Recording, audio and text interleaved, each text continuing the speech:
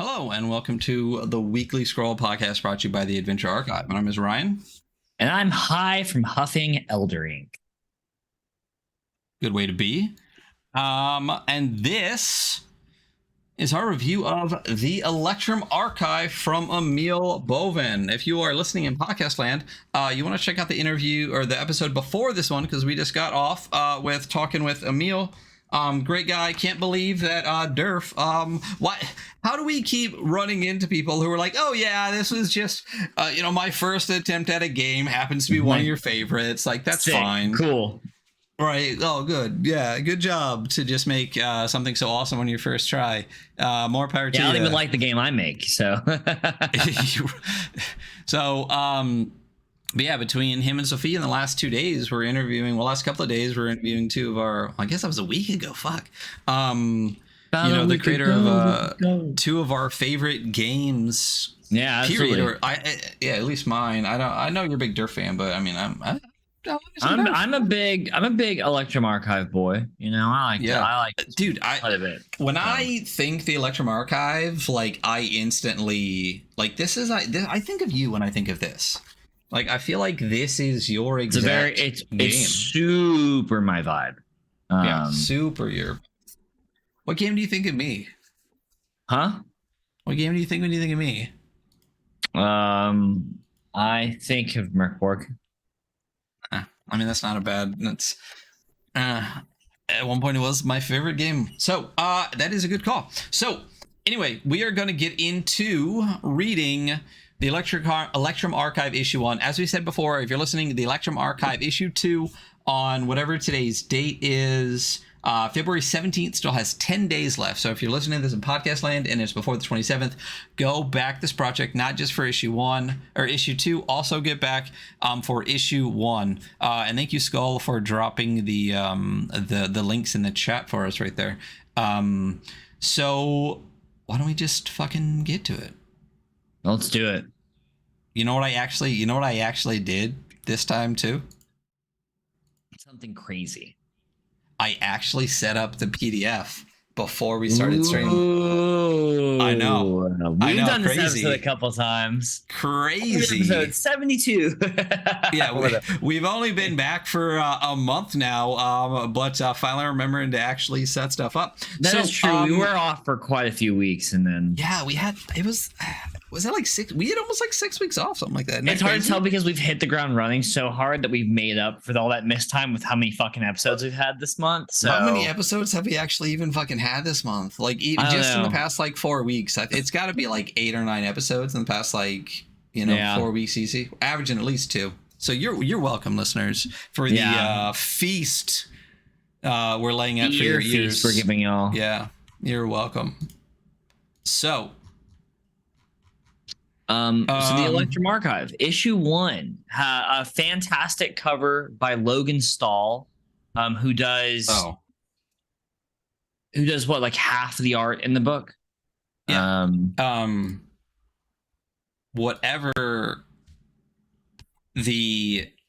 Between Logan Stahl, who did the cover, between Emil's art, and between Charles Ferguson Avery as well, who is just an amazing artist who does some really, really awesome stuff. I mean, the illustrations are fantastic. And one thing that I really love about the people chosen to do all the illustrations as well is their styles are pretty similar as far as really keeping the consistency to it. Yeah, absolutely. Why don't we get cracking here? Science fantasy role-playing game by Emil Bovin. I really do love this cover. I know you're scrolling past right now, but I really do love this cover a lot. It's absolutely stunning. It stands out so well, and it gives you such a good.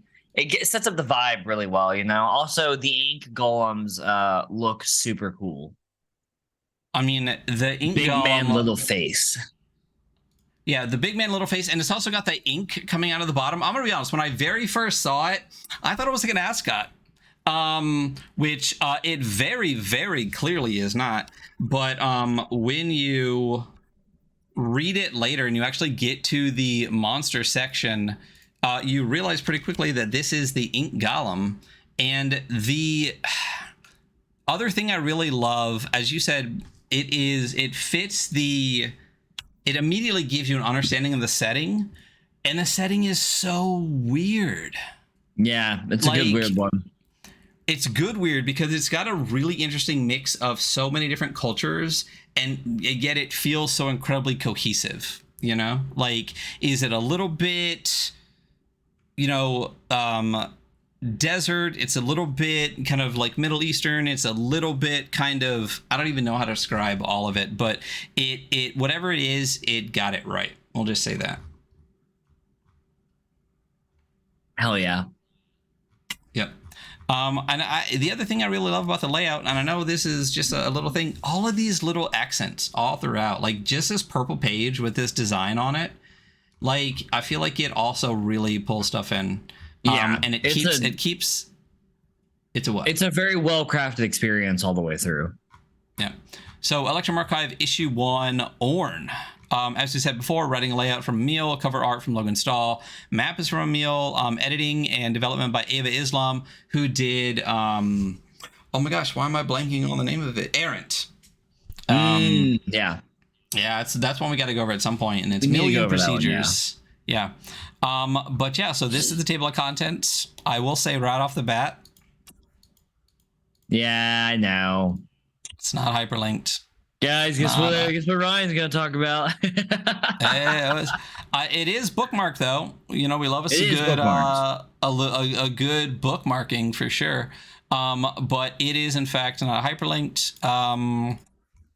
We should give them hyperlink. So one of the things we talked about on the episode was the notes on science fantasy. I really love the forward right off the bat. You know, it basically says exactly what it is. It's a collection of basic rules and procedures along with an introduction to the setting of Orn. It's an overview, although it is incomplete. There is no pre-made adventure, and we'll get to what it does have because the issue 2 with Titanport does have the more of the pre-made adventure feel to it. This is supposed to really just be a gazetteer and a place to get started. It does say though that because it's not a kind of a complete zine, if you're very new to RPGs, you don't see this a lot, it recommends you play other ones that gives you better introduction to RPGs. I like this a lot better than having a page that says, what is an RPG? Yeah. Yeah. It's a lot better to be context. Like, here's some other places that'll give you even more context, you know? Yep. Yep. And again, I like that a lot better than some like, it's dice and you pretend to be somebody else. Just play Cairn from Yoigal or Mouser from Isaac Williams. Both great, simple games. Fantastic games. That's not a bad thing. They're just really, really well done. You know, I don't think we've talked about either one of them on stream before, but because we've talked around both of them a ton, you know? Yeah. And then the note on science fantasy, I do want to read part of this before we get cruising. Orn is a science fantasy setting. Yeah, I will. I am. A mix of sci-fi and fantasy elements. When I first began developing the concept for this zine, I thought of Orn as a fantasy world first, with some secondary sci-fi elements, but over the course of its development, it turned into more of a spectrum, depending on which regions you choose to visit and which stories you choose to tell. On one end, you can lean into the sci-fi elements of the Rift by telling a story of tech scavengers exploring alien derelicts. On the other, you can go full fantasy, exploring themes of magic and religion in the spirit roads, or delving for treasure in the catacombs of the City of Bones. Somewhere in the middle lies tales of adventure set around spirits, possessed holograms of warlocks, and knights fighting ink-powered drones. Which point along the spectrum your Orn will inhabit is up to you. I love that. Me too. It's such a great way to just give permission to do whatever you want to do. Yeah, you know, uses how it feels comfortable using it, because people are gonna err more towards one direction or the other. I am super science fantasy, so I'm ready for tech scavengers having religious crisis in the spirit realm. I'm combining those aspects. Yeah, it's great. Again, you know, the fact that this is Emil's second project just blows me away. Not only with the art, with the writing, with the layout, every part of it is just killer. So I love when zines do this. A lot of really good gazetteers do this. It's kind of like a, you know, 5 to 10 most important parts of the setting. Yeah.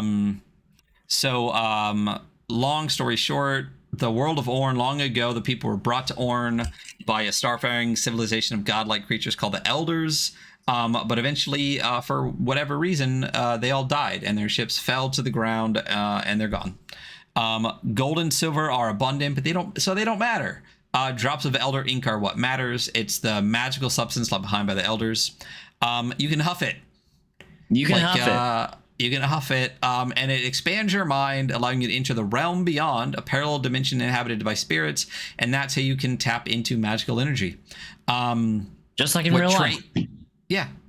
Just huff stuff. You just listen. Bust open a pen. Right. We encourage you not to huff things. Please don't listen to me. I'm an idiot. IRL. What trade is left between regions is facilitated by ancient merchant houses. Bone spores, a fungal parasite, cause the collapse of the old trade network. And it is put in check by the Order of Ilsar. An expansive network of tunnels and caves known as the Sunless Princedoms hides beneath the surface, where the insect-like have a cold war with the ancestral cities, and a person known as the Twin-Souled Emperor claims they are the spirit from the realm beyond made flesh in the city of Null. Those are the 7 most important parts of the setting you need to know. And that's it. I think this is an interesting play right off the bat here. A play example right when you begin. Before everything else. What were your thoughts on that? I didn't read it, so I'm sorry. You didn't read it at all? I'm sorry. What's up? You didn't read it at all? I'm gonna be honest. My thought process was I'm gonna come back and read it after I read everything else, and I never did. You know what's interesting though is because even in the beginning part up here, it says, "Feel free to skip ahead and come back later." So it's not too late for you. Yeah, it's not too late. It's never too late. So because it explicitly says. Well, I thought it was interesting place to put it. I don't have a problem with it at all, especially because there is this kind of like preface in the beginning where it says, read this. It's going to give you an understanding, kind of like the game you're playing, at least from like a not necessarily mechanically, but kind of a little bit. But there are going to be, it specifically says there's going to be parts of it that you might not understand, but once you read the zine, you'll understand it. And it specifically says, feel free to just skip this, read ahead and come back and read it. I think what a lot of people should do is read the rest of the zine and come back and read it again. And there's parts of it you're going to be like, I totally get that. Yeah. That was my plan all along. Yeah. But I mean, it's also like a lot. Like it is, 3 columns, 2 pages, well written. I mean, it hits a lot of important things. It does talk about the mechanics. I mean, as a play example, we love examples of play. We fucking do. It's always good to have in there. In fact, we've read a couple games where I definitely needed one and there wasn't one. So it is nice. It's one of those things. It's nice to have it and not need it versus need it and not have it. I think it's always fairly good to go through it though. It gives you good context for how the person who made the game is like, this is how it's meant to run. You can run it differently, but just so you know. Which is always good. Yeah. Always. So we know a numbered list. Hit us with that numbered list. We love a numbered list for character creation. It's our favorite thing ever. And this one's pretty easy, right? So roll attributes and hit points. You have 5 different attributes, which is a big number of attributes for games we go through. 5, that's 2 more than usual. It's also a weird number. We get a lot of 3s. We have a lot of 6s, a couple of 4s. Yeah. I have a couple 4s. 5. Yeah, it's okay. It's not 6. So so you're gonna roll a d4 for each of your attributes. Note down that number, and then you roll 2d4 to determine your starting hit points. After that, you're gonna choose a background. Your background is gonna grant you some talents and bonuses to some attributes, as well as a language that you speak. From there, you choose your archetype, which is more of like your traditional class. You'll get some archetype-specific features. After that, you'll choose your equipment. You get a common weapon, a toolkit, rations, torches, all that good stuff. Your player starts with an Electrum vial, obviously full of that sweet ink. And yeah, and then you choose your name. Yeah, it's a 5-step, incredibly easy process. And we're gonna go through it. I love the backgrounds of this. I think it adds a lot to your character. What attributes? So the attributes are fairly unique, right? We're gonna kind of go. There might be one that's like immediate, like that's the thing that everyone has, and then the other ones are actually 2, and then the other ones are really fairly unique. So the 5 attributes. The first one's agility, really straightforward. We know what agility is, right? How much of a quick boy you are, quick boy, girl, or NB you are. From there, you have archive, and this is your literacy, your information. You're able to diagnose and treat wounds, use ink tech, your analytical power. After that, you have body, which once again, body, very like the physical stat. We're very familiar with this. Resist poison, be big, strong, endure pain, break things. After that, you have mask, which is your charisma and your stealth. It's to hide. You can hide your intentions and your actions, which I kind of fuck with, actually. It's interesting for sure. It is, and I went back and I went to my home system and I was like, what attributes can I like? What could you combine? Yeah, in an intelligent way, like I was thinking like quickness, right? Like that could be mental or physical. So just it got my creative juices flowing. A weird statement, but yeah, mask is hiding your intentions, whether they be physical or your actions, which I thought was so cool. And the last one is spirit, and this is going to be your intuition, your mental endurance, resisting magical effects, or just kind of keeping calm under pressure. And then you have hit points, but we all get how hit points work. Yeah, and we'll go through them later. The attributes are interesting because they're different. I mean, they are. They're like, so when I first read Spirit, I was like, wait a minute, why is Spirit mental endurance? You have archive, but it really is. They're different though. Completely different, because archive really talks about specifically, if I had to break it into terms that are also in other games, archive feels more like intelligence, and spirit feels more like wisdom, or like what they were supposed to be. Yeah. You know what I mean? Yes. A more effective version of those things. Yeah. Book smarts versus like street smarts and stuff. I really enjoy the differences, because basically what you end up with is 2 physical stats, 2 quasi mental stats, and 1 kind of, I don't even know what you call it, charisma or stealth. Like, it's both. I mean, it's both. Yeah. It's like a middle ground one. But I love that it is both charisma and stealth. Though. Like, I wouldn't have thought the 2 together would make sense, but then in your head you go, it makes a lot of sense. It does. After I explain to you, you're like, oh, that's weird and interesting and different, but totally it clicks very quickly. Because hiding your intentions and you're like, yeah. Behind a mask. Interesting. I kind of I'm gonna keep playing around with this concept. I actually really like this concept of like combining these things that like maybe on the outset, just because of the kind of games we've all grown up playing, they don't seem like they go together as like a single thing. But like really upon further inspection and like kind of just thinking about it, you're like, oh yeah, obviously like those 2 very much fit together. They make a lot of sense together, One of the other things I really like about the attributes is the spirit, the mental endurance, because one of the things that, even when I liked 5e, but fuck 5e, I gotta get that counter going. One of the things that already drove me nuts. Can someone in the chat add to the fuck 5e counter? I need to, let me make a note that I need to actually do that. Fuck 5e. Just a year and a half too late. It's on a post-it note. I'll just add what, 70, and we'll start from there, because there's at least 1 per episode. So, but one of the things I really didn't like is that so much of the system is built around the proficiencies, but Constitution doesn't have any. And it always drove me nuts that under con there wasn't literally just like a physical endurance and a mental endurance. Because it would have made so much more sense for a lot of the things to have physical and mental endurance underneath Constitution, as opposed to basically literally just being like, okay, poison. I'd love that there's a mental endurance in here as something that you can actually, I think you can do a lot more against it You know what I mean? Like you can make more cool stuff that goes against that thing that allows you to do more, which is cool. So hell yeah, brother.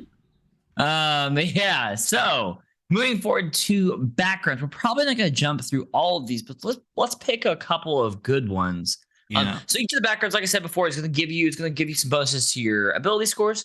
It's going to give you a couple talents and then a few languages. Any of them hop out at you, Ryan? Oh, which one am I going to read? You fucking Edgelord piece of shit. I know which one you're going to read. Read it. Yep. So the cultist, you are privy to obscure mysteries not known to outsiders. Did you break with your brothers and sisters, or do you travel on to further your cult's tenets still? So you get a +2 to spirit, a +1 to mask. All of them give you a +3 in various different ways.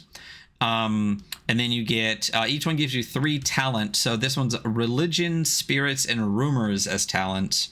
And then languages, I got trade tongue and knowledge. Which one are you going with?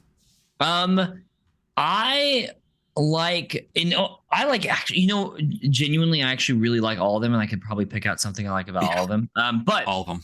We're gonna pick out one that I think is unique. Muscle. And muscle is unique because it's the only one that gives you a bonus to your HP. So you get a +1 to body, which is great for if you're the muscle, but you also get +2 to HP. And when you're rolling 2d4 for HP, +2 HP is not insignificant. It's right? Huge. It could literally double your HP. Mathematically, it could double your HP. Yeah. Because didn't you roll intimidation? Go ahead. Sorry, Cyborg has a similarly kind of like low-ish rolling system, and didn't you get like a 1 HP? Maybe. No, actually, I got 0, and we bumped me to 1 because I rolled a 1 and I had a -1 -1. Yeah. So technically, I'm not alive at all. It's funny because I just rolled 2d4 and I roll a 2, and so I just doubled. If I pick muscle, it doubled my HP. So. And then you get Rift Speak, which we'll get to the Rift and the kind of weird nature of the Rift as your language. I think do all of them get Trade Tongue? Yeah, everyone gets Trade Tongue. Pretty much everyone gets Trade Tongue. That's the language you trade in, I also, you know what? I was thinking about this the other day. I do miss languages in tabletop games. Like, I want you to come across people that you don't understand them because you don't speak the language, Yeah. No, it's great. I mean, it's really something that 5e did have, but everyone just ignored anyway. Yeah, totally. But it's because there was too much going on. But all right, moving forward, backgrounds were great, awesome. We are now moving on to the archetypes. There's only 3. Yeah, there's only 3. There's no reason not to kind of hit each one because they're all not hit all of them. The thing that I like about the archetypes, and you'll see it in a second, is there isn't a consistency to them. Like they're asymmetrical. Like it's not like it's not just like a skill tree and everyone gets something at 1, 3, and 5. They're all built completely differently. No, they work differently. So and the fixers, starting with the fixer, is a great example of that. The fixer. You have a variety of special skills. When you create your character, each time you gain a level, you may choose a skill from below or gain mastery in a skill you already have. So there's a bunch of skills here.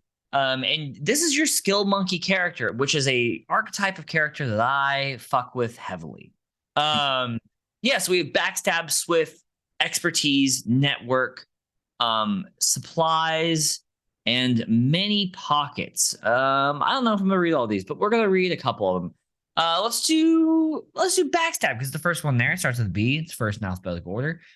When you attack a creature that isn't aware of you, in addition to the advantage you would normally gain, you also double the damage roll.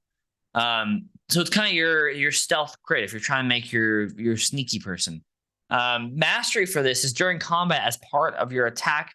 You may make a mask check to confuse your target, allowing you to backstab. So if you master this skill, that means like you could just immediately be like, I just I do a feint and I freaking very, very Dune inspired, by the way. And you do double damage. You have the ability to do double damage. Very cool. Ryan, you want to pick one to read? I really like I'm not in the thing. So I really like supplies because supply is one of my favorite things from Derf. Oh, it's like, such a good item. It's the best. It's the best item. It's the best item. Yeah. So. Well, I guess in retrospect, there's another system that has something like similar, and I can't remember what it is, but like I saw it in Derf, so it's for Derf for me. But in Derf, a supply is just, it's anything you want it to be. Like you just declare it's like a simple, like something that you would, an adventuring item, like crowbar, a rope, something like that. In this game, it exists, but only for the fixers. So supplies in a settlement, you may spend 4 drops to buy a supply. A supply is an abstract item only available to the fixer. It can be changed into any kind of commonly available item whenever you want. And mastery, the price of supplies is lowered to 2. So you can just trade in 2 drops to get anything you fucking want because you're the fixer. Absolutely. It's super cool. Yeah. And I love that. Yeah. So I'm glad that they ported that over, that Emil ported that over from Derf, because it's such a great thing. It's like, yeah, well, if you buy a supply and you're in a situation, it's like, cool, it's a rope now. Okay. It's always a rope from this point on. But like, it was what you needed when you needed it. You're like, oh, that's so good. So good. Yeah. And then a great piece of art right here. The person with like their little bird and their little vial of ink. Cool pants. You know, I own very similar pants. I don't ever wear them, but I own them. I like the little blurbs at the top too. So like, as a fixer, you have a way of procuring things that others can't get their hands on, from valuable objects to well-guarded secrets. The supplies thing just feeds so well into that. Yeah. Yeah. Also like mini pockets and stuff. That one's great. The next one is the Vagabond. And again, like as we said before, this is completely asymmetric. So the fixer is your utility. Your Vagabond is really your fighter, you know, when you look at it. So what you get with the Vagabond are maneuvers. So maneuvers at level 1, it's a level 1 feature. And then you have advanced maneuvers at level 2, 5, and 7. And then trophies is a level 3 thing. So we'll go through those, but the little blurb on this one says, as a vagabond, you know how to take care of yourself in the harsh world outside the city walls and how to deal with the dangers that lurk there. Because when I first was like, oh, vagabond, okay, like I thought this would kind of be the utility character. I mean, if I would have saw it before I saw fixer, but then I was like, oh, it makes sense when you're out in the city, like you have to fight stuff off. So you get maneuvers. So, you know, a variety of maneuvers you can perform in combat. So combat maneuvers, you do this by spending a resource called grit. You start with 1 grit, and at every even level, you gain additional grit. You may use multiple maneuvers at the same time. The grit you spend is restored after you take a long rest. So the first 2 maneuvers are focus, not on my watch, and a little shake it off. And you get all, I'm side-eyeing you for the shake it off.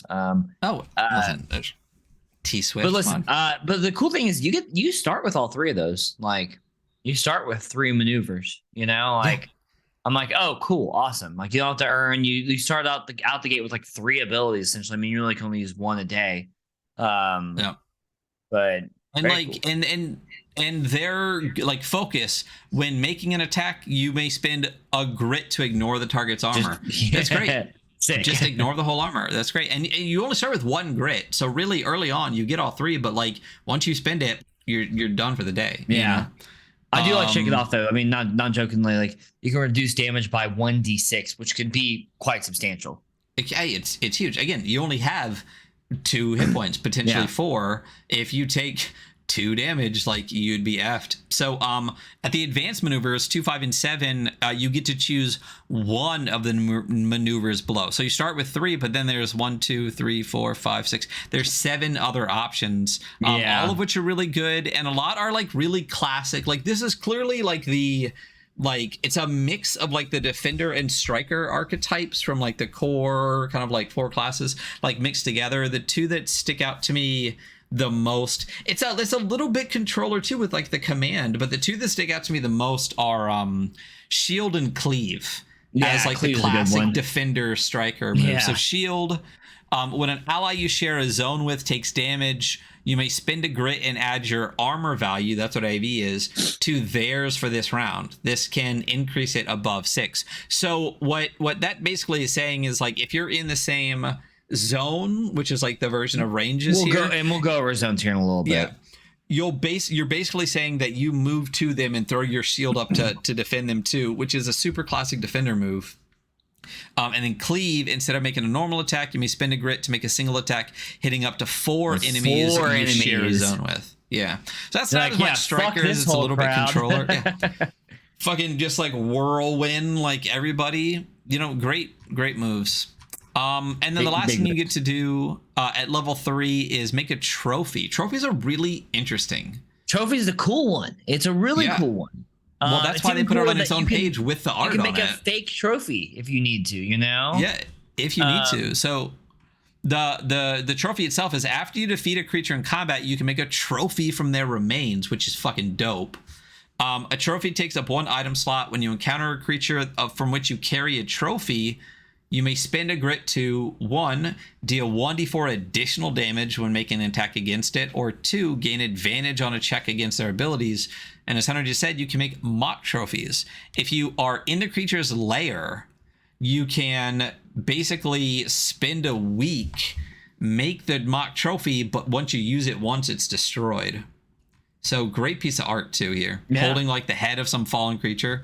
Yeah, totally. Decked out in their like armor with their cloak on. Yeah, it's a very cool one. And it's an interesting mix of like desert, but also a little bit like Japanese with like the samurai helmet a little bit kind of. I can see it. Okay, page 15. This is another Logan stall. Funny because they're like at the very top of the book, it tells you who did the art in each page, Oh, so good, art. Yeah. Oh, I definitely flipped back and forth and been like, oh, I know this Charlie F.A. Yeah. Cool. And Warlock, I kind of thought this would be your favorite because you're the wizard boy. I love a skill monkey. I do love the Warlock because I'm a magic boy. I am a magic man. So Warlock, once again, works completely differently. At level 1, you get spell names. You have the ability to cast spells. You do this by learning names of spell spirits inhabiting the realm beyond. You start with knowing 1 spell name. That's on page 26. No inline hyperlink, but and your ink vial comes equipped with an inhaler. So everyone has an ink vial, right? But yours comes equipped with like a little, you can shoot it. Ink sense is your level 2 feature, and this is you basically get a 6th sense for detecting ink. Once a day, you can concentrate to sense any ink in the area around you or any source of ink. This includes ink inside objects and through walls. You gain an additional use of this power at 4 and again at 6th, or 4th and 6th. And then level 3 feat is name crafting. When you learn a new spell name, instead of learning a random spell name, you may choose parts of the name you already know and combine them into a new spell using a name template of your choice. So kind of spell crafting at level 3, it's kind of the first 2 levels are random spells. And after that, you're like, no, I get to, I'm expanding on this word, Mm-hmm. But very cool. So for casting spells, a little blurb on casting spells. You gotta have your inhaler in a hand slot, essentially, right? On your body. When casting a spell, you gotta choose the name and describe the effect that you want to use creating it. The seer, who is the kind of game runner, determines the potency of the proposed spell effect. So it'd be like how many, I think, drops of ink it is, and we'll go through that as well. And obviously you can negotiate with the seer to modify a proposal if needed. Yeah. Very cool. It's good. Yeah. And then another little blurb. As a warlock, you manifest powerful spells by inhaling elder ink and calling upon spirits from the realm beyond. Your level 5 feature, Focused Breath. Once a day, you can reroll a single die when determining the ink cost of a spell you cast. At 8th, you gain another reroll. Your 7th level feature, Whispers from Beyond. Each dawn, you gain a random spell that you can cast that day. Well, that's a pretty cool one, right? You just get like a day spell. Yeah. Learning new spell names. You can learn a new spell name by inhaling 50 drops, which sounds like a lot. Sounds like that has to be a lot, right? That has to be a well, you only Well, how many drops do you get to start with? I don't remember. Like, I don't remember. It's quick to roll back because we're in the thing. You get 2d8 and double the result. Why don't you roll 2d8 and double it and pass it to the next person? What is 6? That's with it doubled. That's with it doubled. Yeah. Even if you had rolled 6 and then doubled it, so the most you could possibly start with is 32 if you fucking maxed out, right? So like 50 for a new spell sounds like a lot. I will say though that the Warlock image looks cool as fuck, but the only thing that I can imagine in my head is me with my inhaler having to use like my spacer with my big glasses that kid looks. You know, like yeah. So yeah. So that was the so the classes, the archetypes are neat. Like you get a background which gives you basically what amounts to like a couple of proficiencies, languages, and a couple of stat bonuses, and then the archetype which gives you all of your features. So it's a lot. It's definitely it feels in an interesting way a little bit more like kind of classic like dragon gamey in that you get like basically like a class and a subclass kind of. Yeah. But I like the way that they do it. I'm a huge fan of backgrounds that give you little stuff. Like I don't know why it always, but like I like it a lot. I think it helps set up the fiction behind your character. Maybe even more so than your class. Your class is what you're currently doing, but your background's who you are, you know? Yep. I completely agree. And I love the way that the 3 archetypes are asymmetrical. Like they're so completely differently. They have nothing to do with each other, man. No, not at all. I mean, like you get the spells at roughly the same levels. I mean, I guess all the same levels as like the Vagabond, but like it's not even like the same. Like it's not because each feature isn't like a whole new spell or something like that. You know, it's. You know, even though those are somewhat similar in that you get something at specific levels, they're still so different in the way that you would actually play them. So it's super unique and really interesting. So next we're getting into the basics of combat. So the basics of the whole system are basically our attribute checks. So the core of this game is basically when the outcome of an action is uncertain and failing the action would have a meaningful consequence, the seer or the GM asks for an attribute check. And to make an attribute check, the seer determines which attribute is most applicable to the situation, after which the player rolls a d10. If the result is equal to or lower than their character's attribute, they succeed. So this is really interesting that it is a d10 roll under system. I don't know if we looked at a lot of like D10 roll under. I do like it though, because what it really gives you is a pure percentage, right? So like, you know, a 3 is 30%. And if you're rolling under the stat, that means you mathematically have, I guess it doesn't matter whether it's over or under, it's just the difference, right? So if you have a 3, you have to roll less than a 30. So you could really roll basically a 10, a 20, or a 30. So a 3 gives you a potential 30% chance of success, right? Am I completely making that up? It's a D10 roll under system, right? So if I have a stat of 6, then I have a 60% chance of success. So yeah. So it's the math is flat 10%. So unlike a D20, which is 5 each, obviously, because it's double numbers, 5% each. Right. Yeah, this one's a very easy, like, okay, I have a 30% chance to make this, you know? Yeah. And we love roll under because you don't derive a modifier from a set of numbers. Like, or even there are systems that are like roll over your stat too, which is fine because it's just a flat number. It's just there's no reason to roll a number to give you another number, you know? Right. Advantage and disadvantage, you know what those are. You roll 2, take the higher or take the lower. And then talents are areas of expertise of a character that grant you an advantage on a relevant check. I love that it's so easy that way. So easy. You know, it's not +2. Advantage. It's not +5. Yeah. It's like, no, you just get advantage. Let's not think about it any further than that. And then I would love to know, because we know that like the mathematical of advantage on a D20 is roughly like 5 to 6%. Advantage gives you a bonus, which is pretty big. Right. I mean, that's like a 25% increase in chance, but I'd be curious what it is on a D10. I guess I don't know if the math would just like double or half or whatever. I do like though that it says that if you have a talent and like a kit, there's no reason to even roll. So like if you have a healing talent and a healing kit, don't roll, just do it.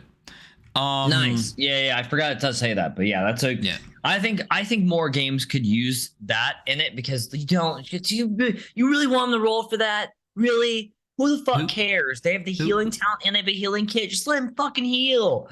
That's exactly what it is. We talked about this over and again. That's actually one of my biggest pet peeves when playing at other people's tables. It's like, yeah, so go ahead and roll for it. It's like, dude, why? Why?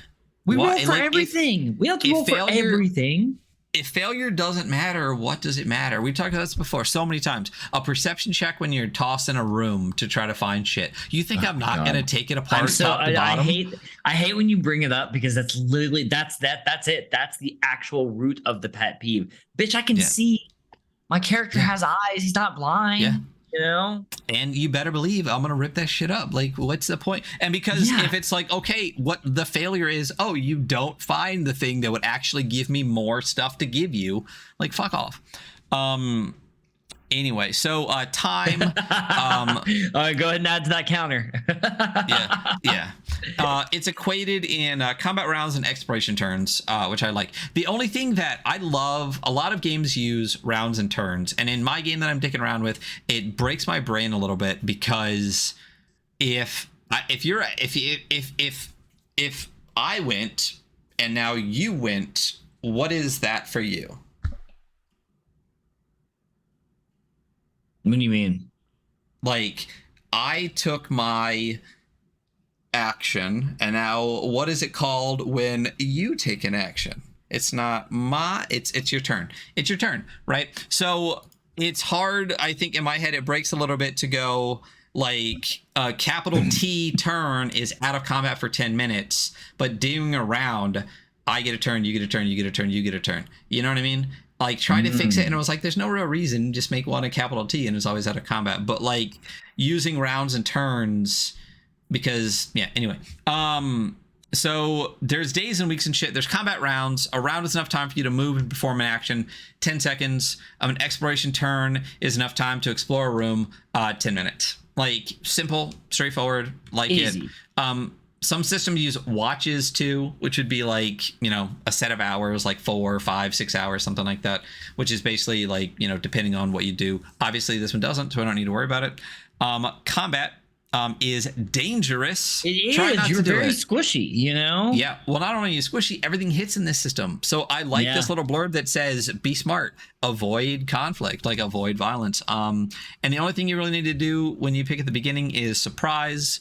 Then we're going to get into zones. Zones is what we talked about earlier. I like zones.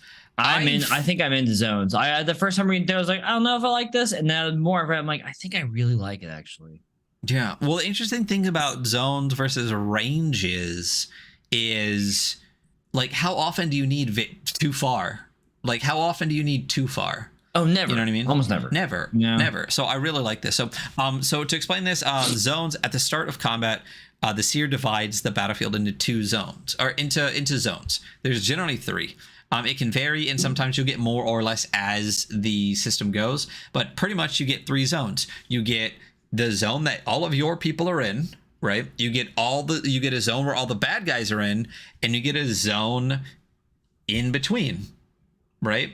Makes perfect fucking sense. Like, it makes no sense.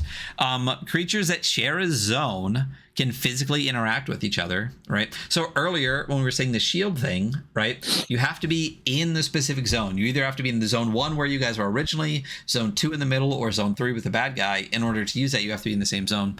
I do like it says the number of zones can change over time depending. So like if a creature starts flying, the sky now becomes a zone. Yeah.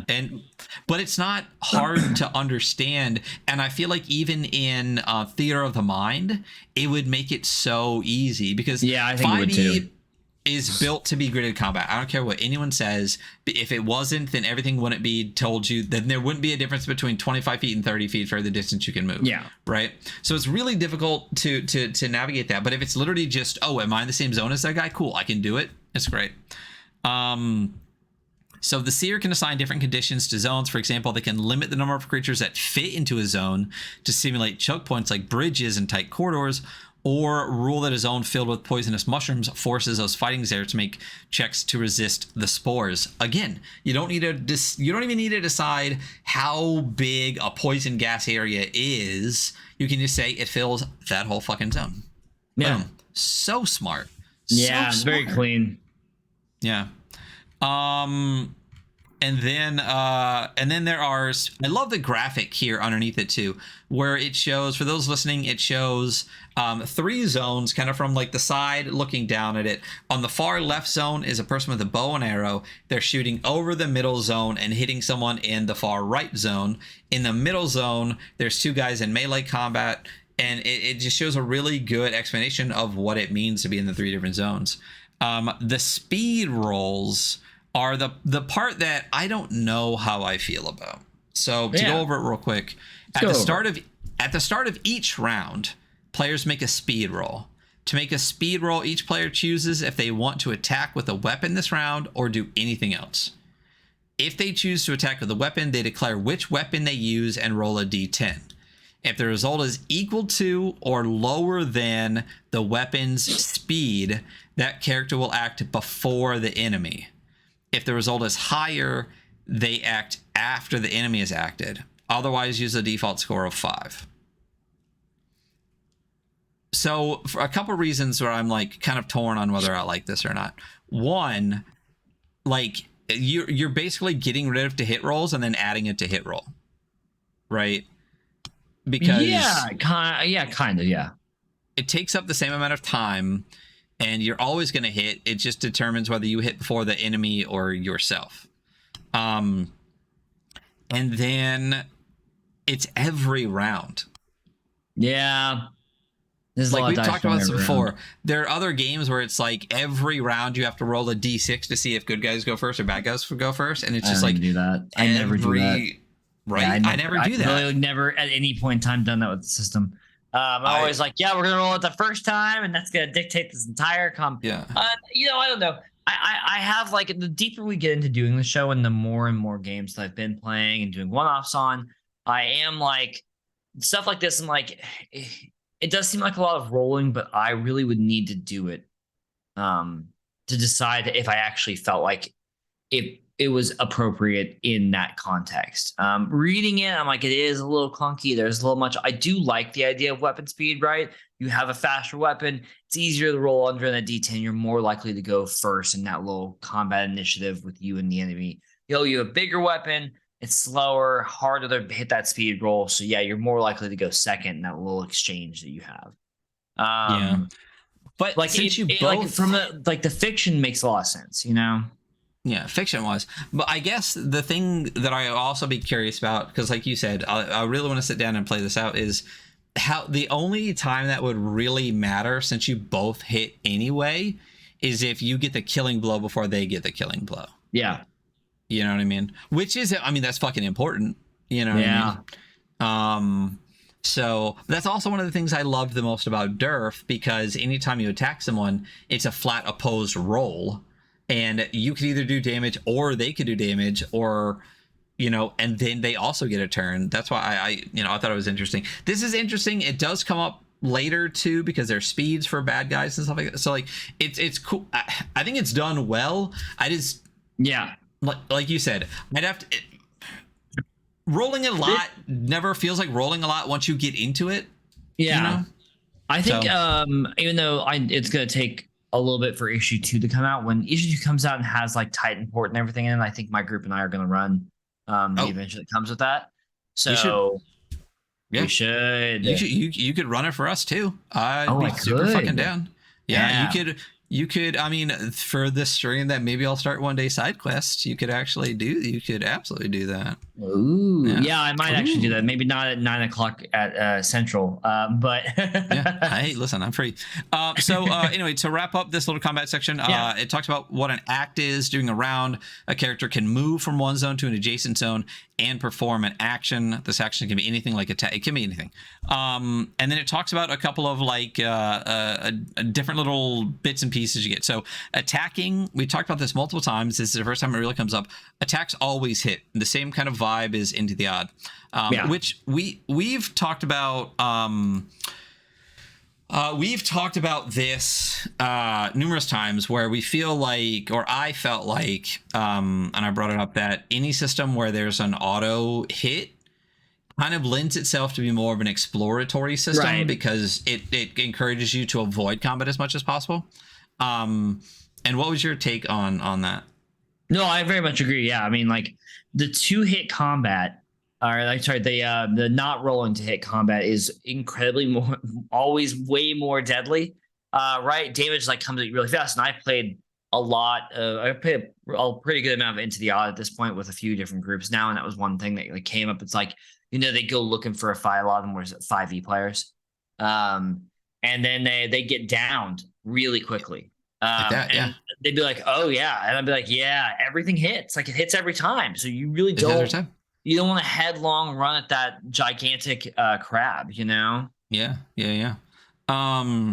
So I'm going to finish up attacking, and then Emil, the creator of the game, is actually in the chat, and he talked about what we were just talking about, and says, kind of my assumption on their thought behind it is, so with attacking, the result is, so attacks always hit. And then the result is dealt as damage to their target minus their armor value. If attacking with advantage, roll damage twice and deal the highest result, and disadvantage is the same. This is a little bit different because in Durf, it's not soak, it's armor points. So you have to keep kind of recycling your armor. So that was attacking. We'll get back in just a second. So going back to the speed roll, Emil says it is more like initiative instead of to hit rolls, which, it is.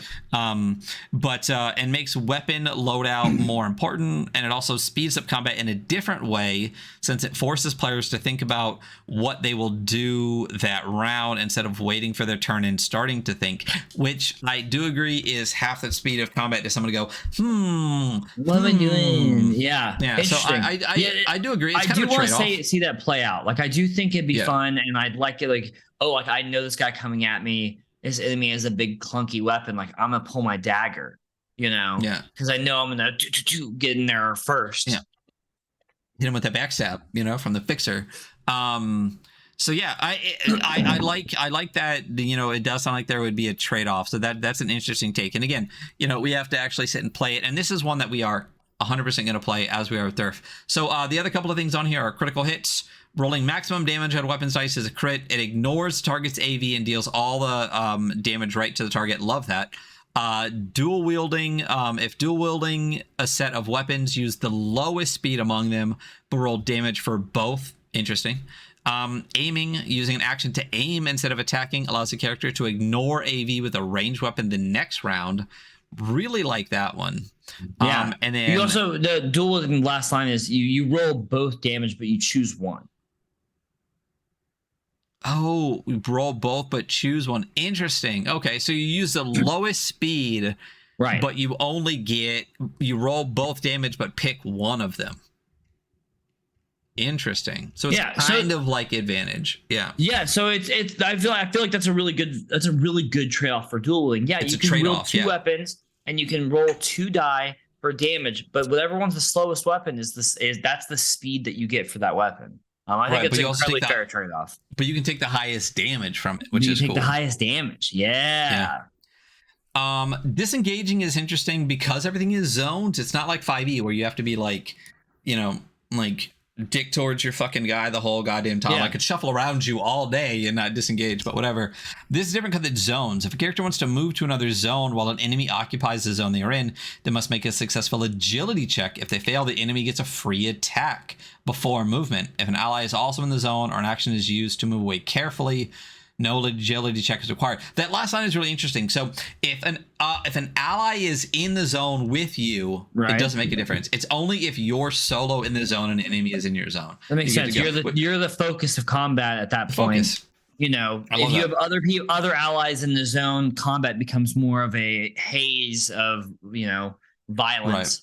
Right. Yeah, cool. And the last bit is stunts for other possible actions involving an opposing creature, like pushing a creature into another zone or grappling them. The aggressor should make a relevant check to see if they accomplish it. So basically, anything not attacking is that. And then backpack items, retrieving an item from a backpack slot during combat requires an action. Makes sense. You know, system-wise, mechanically, both in DERF and the Electrum Archive, the thing that I really love most about Emil's thought process is just I feel like it's like a quarter turn different than so many other people's. It's like, I'm going to like do this, but it's in this different way, in the same way that talking about like Spirit or Mask, it's like, you've seen this before, but let me do it just a tiny bit different. It's familiar, but it's new in a simple way that you just go, that makes so much sense. Why haven't I seen that every time? You know, Emil dropped something interesting in the chat about dual wielding. Actually, I wanted to say it before you too far. The reason dual wielding says choose which results to keep for damage instead of keep highest is because the way criticals work, you sometimes want to choose the lower damage that was the max for that weapon, so you can ignore armor. There is obviously like a deeper level of like tactics going on here that I would really like to watch play out more regularly. There's definitely a lot going on here, and I like that there's like a focus on loadouts. I'm like, oh, it actually really matters what you carry into combat, like quite a bit. It super matters. You know, So interesting, but. Moving forward to harm and healing. On Death's Door, so if your player hits 0 or lower, they're on Death's Door and they have to roll a d6. On a 1 to 3, they die, and that's it. 4 and above, they fall unconscious and are dying. If their wounds are not treated within a turn, which is 10 minutes of exploration outside combat, by another character, they die. Yep. If they survive, they wake up with 1 HP and they gain a scar from the scar table. Ryan, why don't you go ahead and roll a D10 for me? Yeah, absolutely. I love me some scars. I got a 6. A 6. Scar, you gain advantage when trying to intimidate others. You're a scary Scar. You got like one of those across the face, and they're like, what's it from? And you're like, a shark attack, you know, or something like that. Yeah, but it was really like a peanut butter and jelly accident with a butter knife. Also, these scars are fucking cool because it's not just like you get a scar on your face or you get a scar on your leg. It's like, no, it's mechanical. You like lose a leg, you gain disadvantage on speed rolls. Sickly, you lose 1 body. Nervous twitch, you gain disadvantage on checks involving stealth or bluffing. This could really change. This could drastically change your character. Yes, 100%. Like it's not just like a little scar on your arm or something. This is like a massive. Yeah, you got fucking hurt. Like lose an arm, lose a leg. Like what's the one that I really liked a lot? Like Spirit Marked is really dope, but like the chronic wound, your wound never really seems to fully heal. You permanently reduce your HP by 2, which you rolled, you'd be dead. I'd be dead. And you can only heal by taking a long rest. If this reduces your HP to 0 or below, you die. Like you would literally have died if I would have died. Doomed is a good one too. Doomed is just like next time you're on Death's Door, you die on a 1 through 5, so you have to roll a 6 to live. So good. I do like that this still like there's a lot of like narrative stuff to the world here, but this still very much fits in the OSR framework of just like your character's gonna die. Like they're just gonna die. Don't get attached. Don't give me a 10-page backstory. Trust me. So rest and healing. So there's short rest and long rest, right? Short rest takes a turn. Which is about 10 minutes. If you make a successful archive check to tend to wounds, you can restore 1d6 plus 2 HP. Long rest takes a day and restores all HP. Simple. Yeah, well, you skipped over marking a usage dot on a ration. Oh, that's right. Because we have to get to usage dots. Yeah. Yeah, Ryan, why don't you read deprivation for us? Okay. If the character is deprived of crucial needs like rest, food, or water, they gain disadvantage on all checks. They can no longer regain HP by taking a short rest. If a character is deprived for 3 days, they fall unconscious and will die in a day if the condition is not removed. To remove deprived condition, they need to eat, drink, and take a long rest. This rest will only heal 1d6 HP instead of normal return to max HP. But then you're not deprived anymore. It's a mechanic that's in. I believe it's in Durf. It's in. I think Karen has it as well. The deprivation mechanic. Yeah, I think so. And then the last one is attribute drain. Some creatures on Ornn have the ability to temporarily drain certain attributes from a character. The descriptions of these creatures provides what happens if the attribute in question would be reduced below 1. Attributes are usually restored to their normal value after a long rest.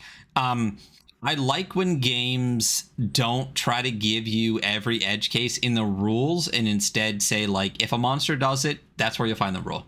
Yeah, I do too. Yeah. So.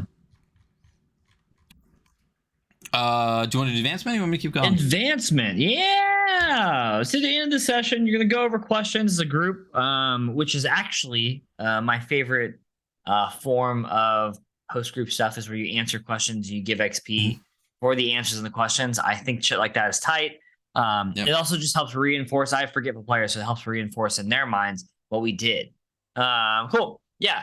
You're going to go over questions below as a group. Roll dice for each applicable question. The highest result among the dice is the number of experience points that each player gains. Did you find any treasure? Let's see. Say we found, let's say we found less than 100 drops. So you'll roll a d4. So I got 3. So you have 3 experience points. Did you complete a goal? Short-term goals can be completed in 1 to 2 sessions. Roll a d6. Long-term, 3+ sessions. Roll a d8. They rolled we did a short one. So a d6. 2. Did you learn anything useful about the world, Ryan? I mean, I feel like I would have because this world is fun and interesting. And roll a d4. Ooh. Got a 4 on that one. It's funny that the smallest dice got the highest number and vice versa. Did you establish a meaningful relationship with faction or NPC? Ryan would say, no, you didn't. You're not great bonding with NPCs. No, I'm dummy. Did any of your characters survive being on death's door? It's another d6. Yeah, tally those up. Also, MVP bonus at the end of each session. The group may pick one player and name them the MVP. MVP gains 1 additional XP, which is cool because it's 1 additional, which is not that much, but also like it's a nice little reward for being a good. Award, yeah. I like rewarding the party. This can be used to reward anything made, anything done both in or out of the game. I love that. I love that. It's in or out. It's like inspiration if it was good. Yeah. If you're just fun at the table that day, you might just get 1 XP. When a player character has accumulated 8 XP equal to 5 times their current level, so that's 5, 10, 15, 20, so on and so forth, which is quite a few, they're going to gain level. When they gain level, they may choose one of the following rewards. You can gain +2 HP and increase an attribute by 1, or increase 2 attributes by 1. Additionally, they also gain new features from their archetype. Ryan, how many XP points do you have? So I'm going to say I was the MVP because you were the only P. Yeah. So yeah. So I would have got a total of 11, I think. So I mean, from you can level up. I could level from 1 to 2. Yeah, because that would be 5, right? Yep. But 5 times 2 is 10, so I wouldn't be able to. You're really good at math. Yeah, I am. So that's how I roll. So I would still have I would have 6 left. So I'd only need 4 on the next one to be able to go up again. Well, your math's really good today. Damn, bro. Honestly, you should quit your regular job and be a mathematician. You know, I'm gonna just be like a freelance. Just do math freelance. You know, just freelance. Yeah, I'm just gonna go from place to place. You actually only get the highest result among the dice you rolled. What? Oh, brutal. What? At the end of a session, that's totally exactly what it says. Go over the questions below. The highest result among these dice is the number of experience.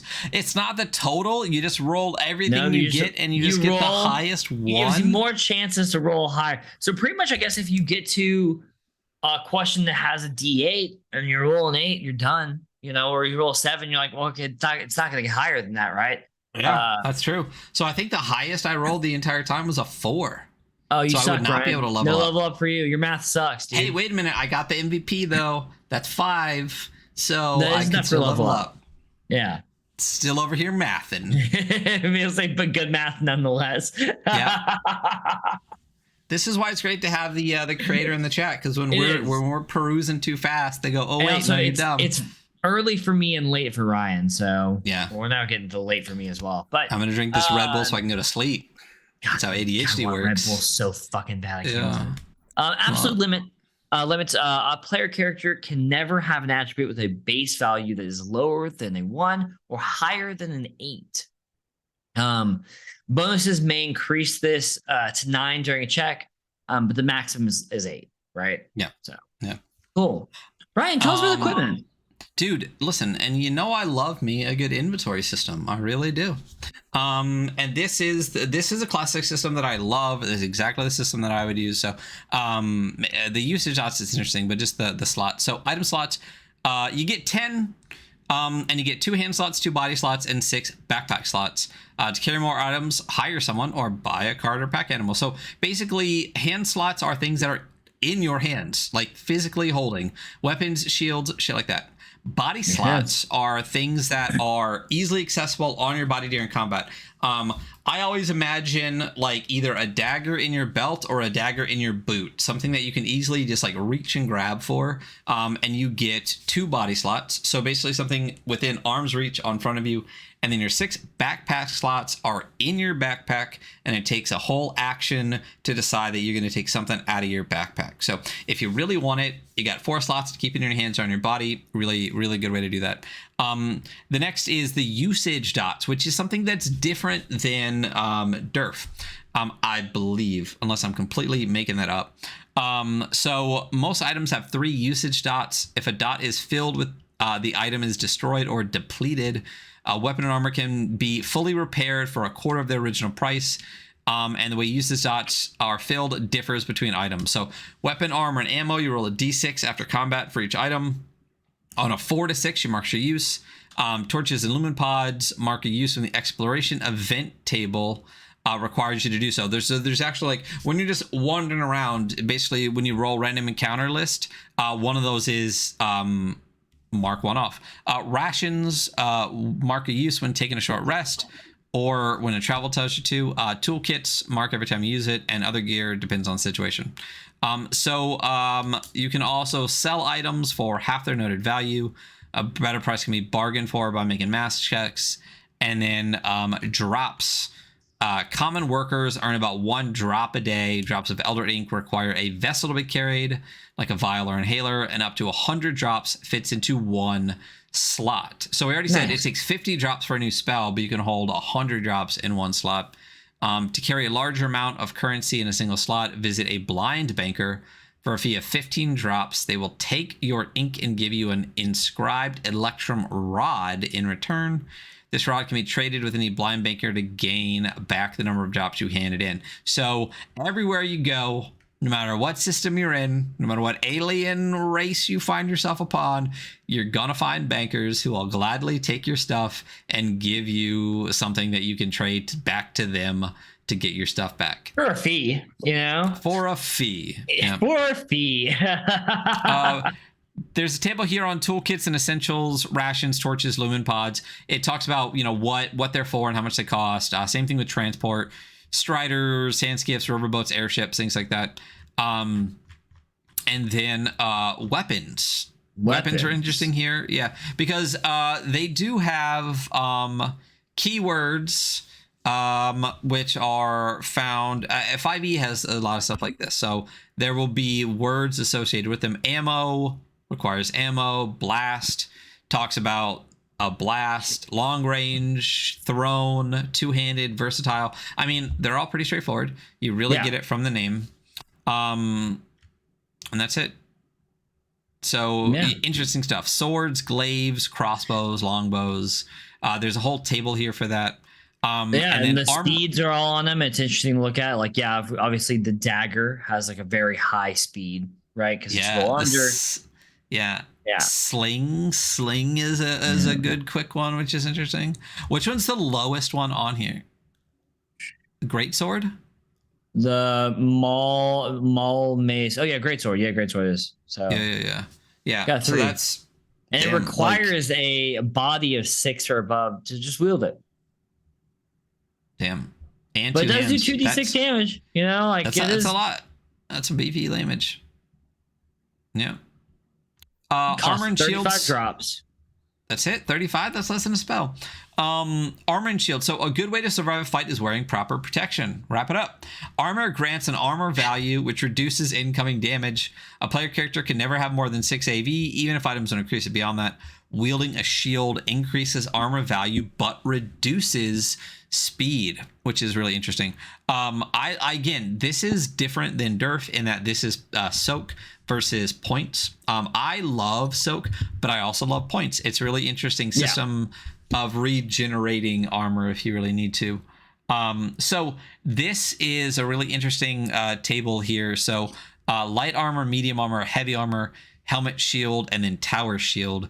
And the armor values are increasing. Light is 1, medium 2, heavy 3, helmet +1, shield +1, tower shield +2. But it's got these requirements. So medium requires a body of 4+, heavy requires a body of 6+, and then shield reduces your weapon speed by 1. It makes sense because you have a big clunky thing in your other hand. Totally. Smart. And then tower shield is -3. So the speed thing is interesting because Emil specifically talked about it in the interview where he said speed falls flat a lot of the time. It's really interesting the way that it's done here. And I want to actually get this to the table and see how it plays out because it alters the game so much for how simple it is. Yeah. There's some rare weapons here. We're not going to go over too much. Voice rods, force staffs, moonlight rifles, and then spells. You're a spell boy. You want to talk about spells? Yeah, spells. So to generate a spell, roll a d4 for a name template, and then roll 2d8 for each template component on the table below. So when I was going over this, I thought it was I feel like I'm not dumb, but I feel like I wasn't quite getting it maybe, right? Right. So if you roll 2d8, right? Roll 2d8. Okay. 2 and 8. What'd you get? A 2 and 8. So that's 28, right? It's 2.8, so crown diminishing earth. So let's start from the beginning. So let's roll the D4 template first. I'm going to go ahead and roll, and I rolled a 2. So the template is adjective, noun. Now you're going to roll 2d8 for each template component. So there's 2 components. So why don't you go ahead and roll 2d8, and I'll roll 2d8, and we'll combine those. Now, wait a minute. To generate a spell name, roll a d4 for a name template, then roll 2d8 for each component. That's where my dumb was. So what'd you roll for your 2d8? I rolled 88. What's the adjective from 88? The adjective from 88 is yawning. So yawning, I rolled 44, fun fact. And then my noun is heat. Yawning heat. What does it do? I don't know. It reminds me of I mean, there's a lot of magic systems to do this now, but it's very, very like I like this freeform magic. It's yawning. He was like I yawn, exhale, massive like amount of heat or flames. Like, sure, yeah, absolutely. Yeah. So it's definitely open to interpretation. Yeah, I love spell words like this that are completely open to interpretation. You know, we're non-Vancian boys here. You know, fuck off with that shit. But so where my dumb was I wasn't rolling, I wasn't seeing each like noun and form as component. I was seeing each like 1, 2, 3, and 4. So I was like, wait a minute, if I roll a 2 and an 8, my spells can only have crown, diminishing, and earth in it. And I was like, that can't be right. There's so many words. You'll never be able to mix them up. You'll always have the same things.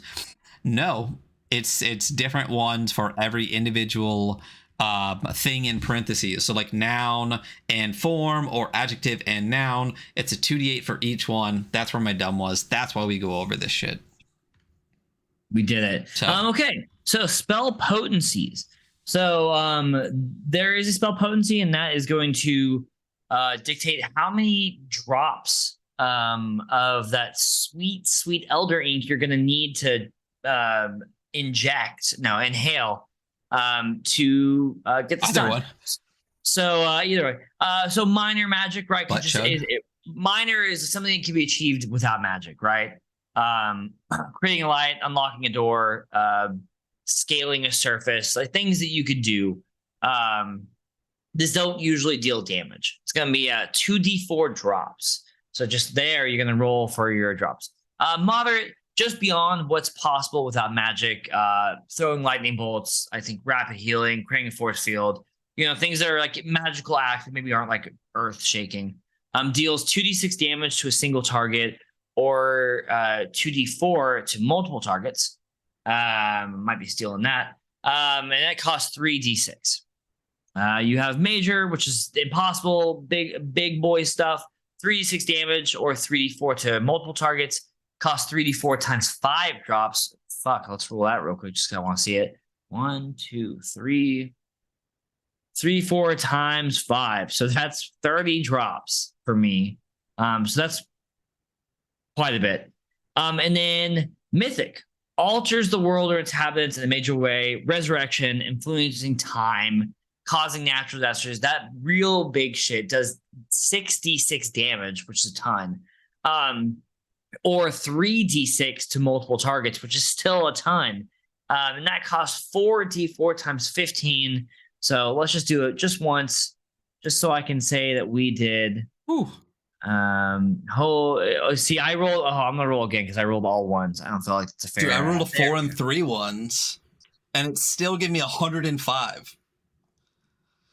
135 drops. So damn. So they can get pretty expensive, right? Being a caster can kind of be a cost, you know? I mean, the thing is, like, this is the currency of the world, and you're just huffing this shit to do magic. You bet. You know? Crazy. Yeah. Yeah, and seers can also take note of, like, the magic system is really fluid, but, like, also as the seer, as the game runner, you can give, like, reasons why the potency of the spell would be affected, right? You know, amount of targets, duration of the effect, range of the effect, casting time, all the appropriate materials, like whether you're like a place of power, all of that stuff can affect the potency level of the spell. Yeah, cool. So moving forward to travel and exploration. Ryan, you want to take over? Yeah, I'll take over this. Emil said in the chat, not getting how the spell names are generated, are a common point of feedback. It's honestly because it's got like the point and point thing. You know, I feel like rolling 2d8 gives you a number 1.3, but I feel like you don't even need the second number, right? Like, because if I just roll a d8, it would give me one of the columns, and then if I rolled a second d8, it would give me a second column, right? Instead of having two d8s, if it was literally just one, am I making? It doesn't matter. Anyway, so travel and exploration. So this is the basis for some of the exploration rolls we talked about earlier. So travel rolls. When traveling, a seer rolls on the travel table. Roll a d10 for each day of the journey, and you roll a d6 for each week. If at least one of the characters has a talent related to wilderness survival, foraging, or scanning a toolkit, you roll with advantage. If there's no clear road or track to follow and the environment is particularly treacherous, you roll with disadvantage. So there is a 1 to 2, which means you fail to gather food. 3 is a complicated encounter. 4 to 5 is an encounter, and 6 to 10 nothing happens. So basically, it's just if you're going to have encounters when you're doing long-term travel, and then the exploration rolls are if you're going to be doing like short-term stuff. I imagine this when you're like moving through like dungeon rooms or stuff like that. When you're this says when you're exploring adventuring sites. 1 is an encounter. 2 is an encounter sign. 3 is marking off a usage dot for a light source, and 4 to 6 is nothing happens, which is a relatively common thing. Vanilla game has like a pretty similar setup and stuff like that. And then there are travel times listed here, like on foot or if there's animals or stuff like that. Some really beautiful art here once again. And then the quick timeline of the world. So we talked about this. It's pretty light, but you still get a ton of information from it. Yeah, so you have like the Eric era, which is the bug peoples, like the height of their society. You have the Elder era, where the Elders arrived on Orn and, ended that bug high society. The era of the Great Cities, which is after disappearance of the Elder, right? And they're gone, and they have these few great cities. They're still kind of using this ink tech. From there, you have the Trade era, which is when the kind of like trade houses really take control, with technology kind of breaking down and craft and repair being more rare.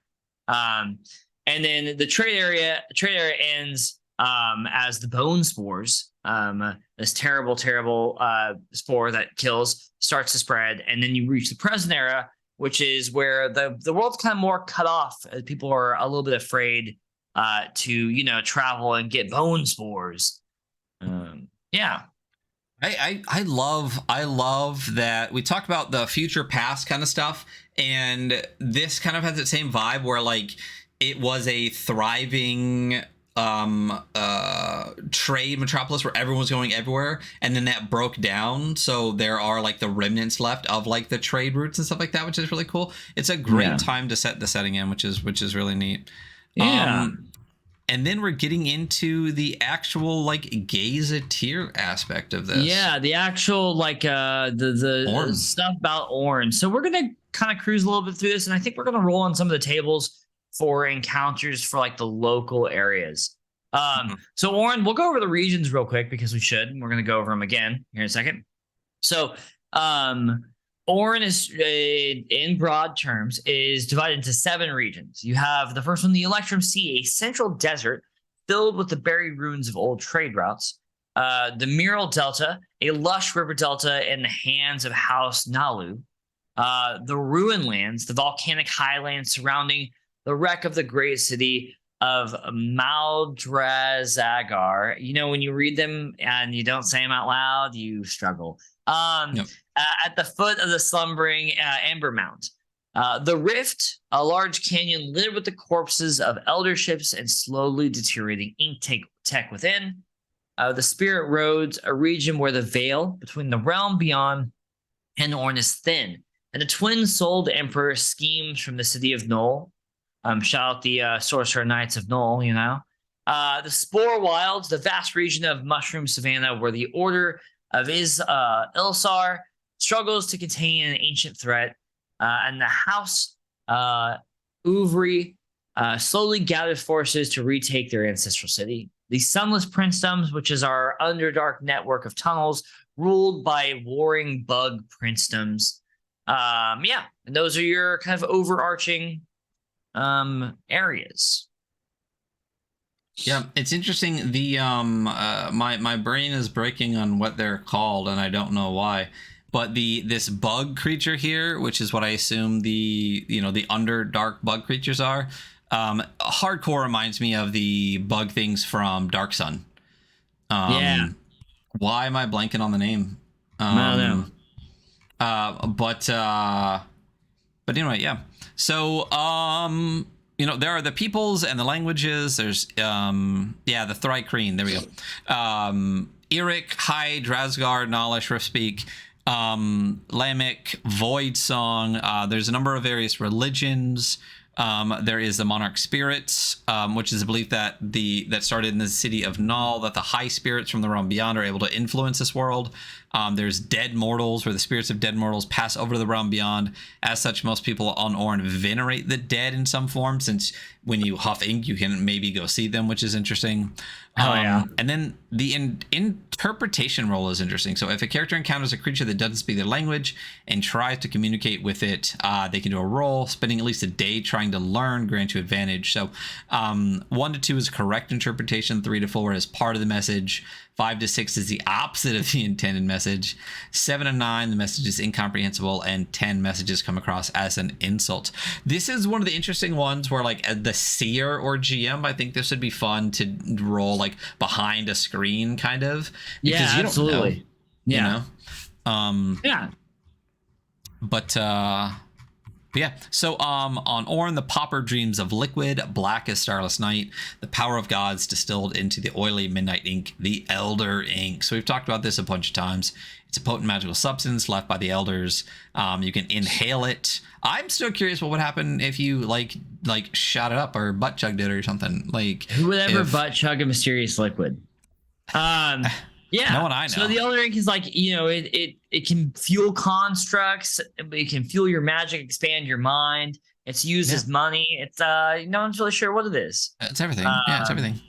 It's gonna come out that it's like, I mean, it's gonna come out that it's like piss or something. You know what I mean? Like, it's some type of like liquid, like body juice that was like there. One elder is gonna be found. They're like, you guys have been inhaling that stuff. Basically, it's like all the porta potties they left behind, and people are just like straight juicing it. Yeah. Then you have some more on the realm beyond, which is the spirit realm that you can enter to learn magic. And the names of spirits, the dead also go there, or fragments of their souls at least. The factions, you have the bank, the merchant houses, some religious orders. A lot of very interesting stuff that I would encourage you to buy this zine and read through, because there's a lot. There's a lot without it being too much, though. Like, it's an appropriate amount. Well, the only one that I mean, there's a lot that are really good here. You know, the Order of Ilsar, the Children of the Crimson Moon, the Twin-Souled Emperor. The Mycelium Consciousness is one that I find really interesting. It is an ancient fungal hive mind that was contained on Ornn by the Elders. Secret known only by its new warden, the Order of Ilsar, and over the ages, a consciousness has found a way of influencing the world. It's really, all over Ornn, mycelium agents are secretly infecting people with sleeper spores to be activated when the consciousness is ready to break free. So, bone spore, mycelium consciousness, like, you know. No, there's no way they're related. Not at all. Not at all. No. But I love how, again, with the writing that Emil does, we say this over and over again, you don't get, it's not a lore book. It's not all the answers right off the bat. You piece it together in a good way as you go. So we're hitting the actual locations now. So this is the Electrum Sea. So we kind of already touched on all of them in that earlier section. So I think I'm good to just roll on these encounter tables. We can kind of talk about each of them and like roll on the tables. Like, what would you come across in the Electrum Sea? The Electrum Sea is that great desert. Right. You know, Nera's past, the trade houses would trek across it. But now it's less habitable or safe to cross. They give you travel options for everywhere. So just so you know, wherever you are, you know how much time it takes to get to somewhere nearby, which I do really like. You know, it's a cool little detail. It gives you some list of major areas. Obviously, in the Electrum Sea, Titanport is going to be a big area. It's the entire focus of issue 2. Yeah, issue 2 is all about funding on Kickstarter right now. Yeah. City of Bones, they're like burial complex that's near Titanport. There's all the locations are really cool. And what's really cool when you go through them, it tells you the distance, like 3 days, or it's 4 days away, or it's 6 days away, while you're marching through the Electrum Sea, which I think is really cool. Hey, you want to roll D10 for plot hooks? 2. 2. The irrigation plant in Mirsa's well is failing. Someone is needed to venture into a nearby eldership to find a replacement ink core. Just some like stuff to get your party moving, you know? This is such a great way to do a gazetteer. Again, not slap you with a bunch of lore. It's a little page, it's some directions, and then plot hooks, adventure, encounter, things like that. And I love the little map here at the bottom, how it's got like exactly the different areas to go in a really simplified way. Yeah, it's very cool. And then Ryan, you know, you've come across an encounter. You want to roll? A D20. Yeah, roll a D20. Yeah. 16. An archivist being harried by bleak wings shouts for help. If rescued, they offer to follow the party and document their deeds. Dope. Very cool. Yeah. So each setting gives you a little bit of info. It gives you a plot hook, and it gives you an encounter table, which is really cool. I do love having a plot hook, you know? Yeah. So the Miral Delta is a lush region fed by a network of rivers. The really interesting kind of like more lush quasi-jungle area, which is completely different from the desert areas. Some major locations: Baramar, the city of towers; Bar Cecil, a tower of blue glazed brick on the western coast of Bararar; Gardens of Solai, the Verdant, the Unbroken Monolith, the Bleak Death Mangrove. So even just the names of the locations, you can tell this is a much more lush area. It's going to be where you find swamps and jungle and things like that. Really, really interesting different variations here. So why don't you roll me a D10 and a D20? I rolled an 8 on my D10. Mm-hmm. And a 7 on my D20. So the Blind Bank, which is one of the factions, is hiring ink seekers to track down an elder ship buried between the trees of Bleak Death Mangrove. The ship supposedly contains an organic manufacturing unit capable of producing elder ink. God, you definitely want the banks to have that. That wouldn't be a problem at all. So my encounter is a riverboat being attacked by a bog monster, inadvertently disturbed. Captain is screaming for anyone that can help soothe the creature before it destroys the boat. Dope. And again, there's a really cool map here with the descriptions and times and stuff written on it. Really, really well done. We don't necessarily need to go over all of these. The Rift is really neat though. Do you want to talk about the Rift though? The Rift. Yeah, let me scroll all the way back up because I'm not reading ahead or anything. It's pretty much a big destroyed canyon filled with like hulking wreckage of old elder tech. This is kind of where ink seekers go, right? Like it's kind of it's kind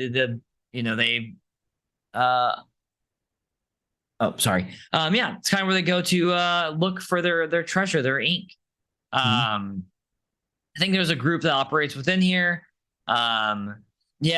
Called the Black Fingers, you know, because they're always looking out for that ink, baby. It's a very what about this area is like stands out to you so much, Ryan?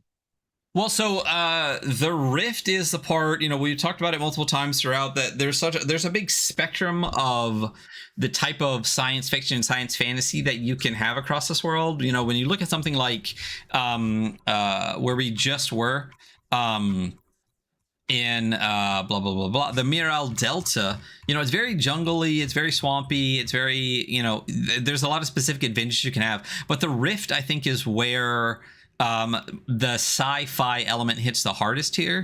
And that's why I thought it was like really interesting, because a lot of what you find throughout the world you find from here, so it'd be a cool place to have a lot of cool encounters. Somewhere like near the Chrome Leviathan, the largest elder ship. I'm gonna roll a plot hook for this one. Go for it. For a group of ink seekers outfitted by Shvala Kur Onar, I'm bad at pronouncing things, has been murdered while out in the Rift. Shvala is looking for someone to find out who did it and send them a clear message. House Kur Anar is not to be trifled with. Nope. Bum, bum, bum. Do you want to roll the encounter to you? I mean, roll it. Yeah, I rolled a 12. Do it. What do you got? A gaggle of children of the Crimson Moon looking for trouble. They'll harass the party if they have a warlock amongst them or are carrying any elder tech. Fuck them kids. Yeah. So yeah, a lot more like lore stuff. But yeah, I mean, you know, you should buy the book. Hey, you know what? You should buy it. Buy the book. We talked about this before. There's the ruined lands that are left. There are a great shot here of that ink golem. We could talk about that at some point. But this is the super volcano has lain mostly dormant. This is a really interesting, very like opposite area, I think, to something like the Morale Delta. There's also the Spirit Roads, which is interesting. The veil between the realm beyond and Orn is thinnest here, so you got a lot of really interesting bent and warps of the laws of physics here. So you're gonna have a lot of, I feel like this is a very religious area. That's what strikes to me. You're gonna have a lot of people huffing ink and getting all messed up here. This is where Null, the city of sorcery, exists. We've talked about Null numerous times. More great art here. And then the Spore Wilds. It is east of the Sparkling Dunes to the Electrum Sea. This is where mushroom-like shrubs thrive. I mean, Spore Wilds, the great thing about the names is they don't sound... They really tell you what they are. They really tell you what you are, but that's sounding cringy though. Like it's still a really, I mean, it's what I feel like people would call it. But things like the Spire of the Sun King, Fort Dawn, Heartspear Citadel, great names for these. Really. And then we get to NPCs and monsters. So it's just basically the way to build both. Monsters and NPCs are super simple. We talked about that in chat. You get HP, skill, and damage. That's it. That's what you get. Yep.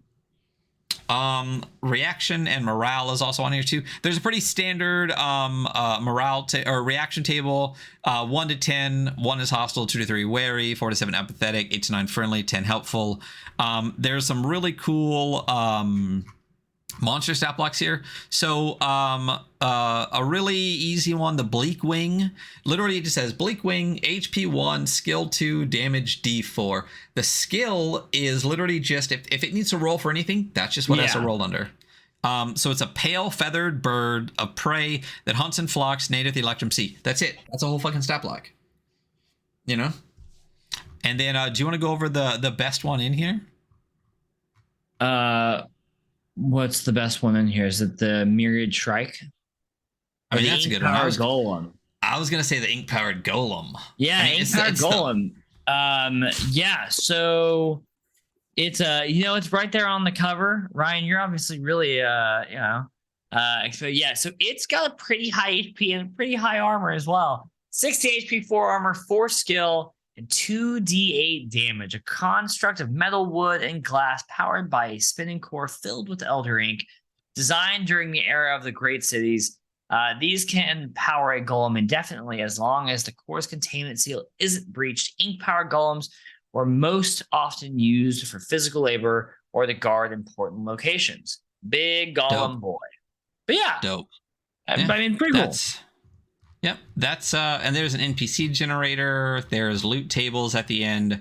There's a whole section on the bone spore disease. And if you catch them and like what it progresses to before it kills you, yeah.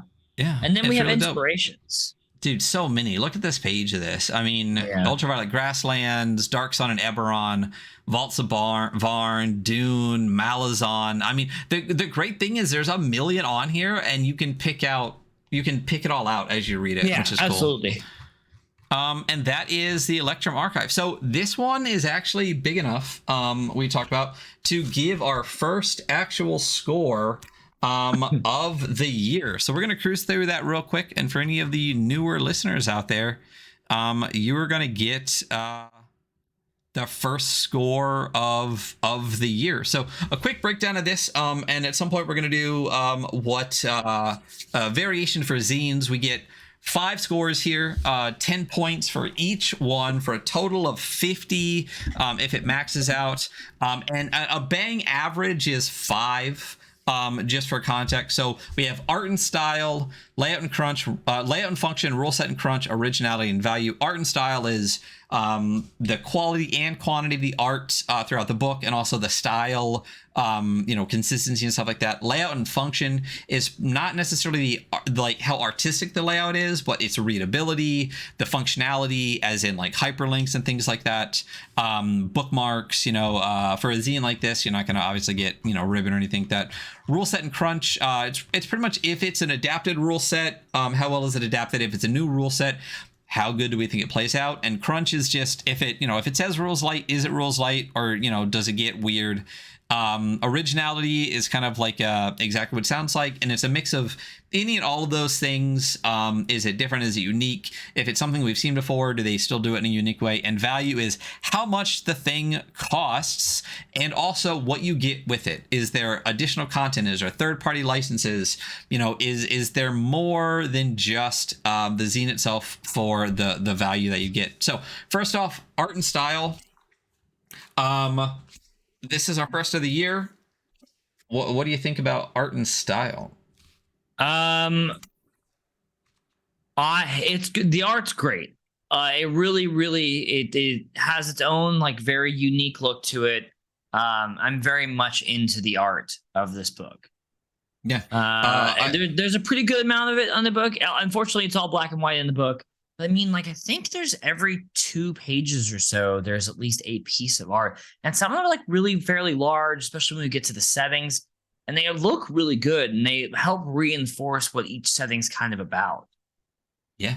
I mean, very much so. And it's black and white, but the style that they use throughout, with the shading and stuff like that. I mean, when you look at the piece of the Spirit Roads, I don't feel like it lacks for color. I mean, obviously, color is great.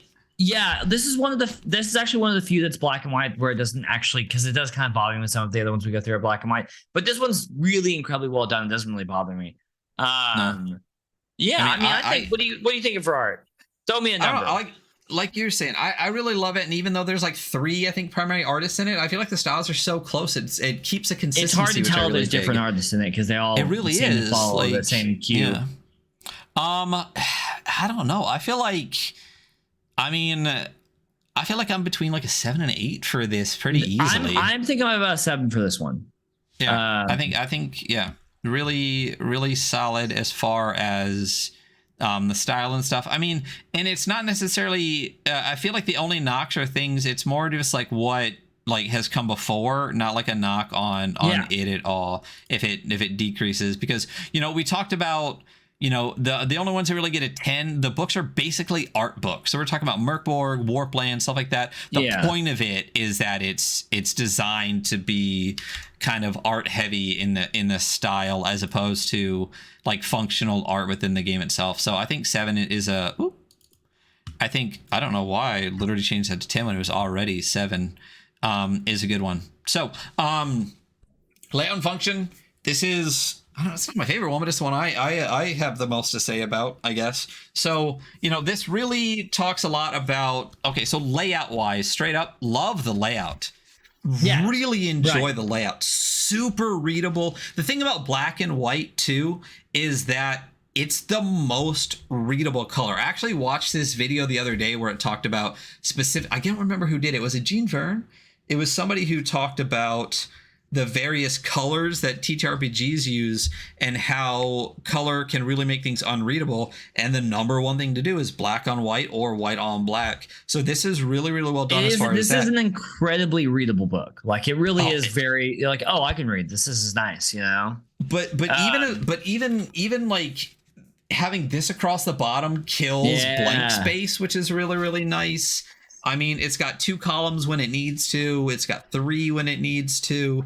The fonts that they chose they feel like they fit the setting, but are still very readable. It's not a random ass black letter that you can almost not read. I mean, layout wise, I think kills it. I think layout does a really, really well job. So functionality is where it does suffer though, because it's a zine, so you're not going to get bookmarks or anything like that, or ribbons or anything. But in the zine itself, we gotta have hyperlinks. It's 2023. Gotta have hyperlinks. I mean, bookmarks, great, solid for bookmarks, but no hyperlinks, no inline hyperlinks.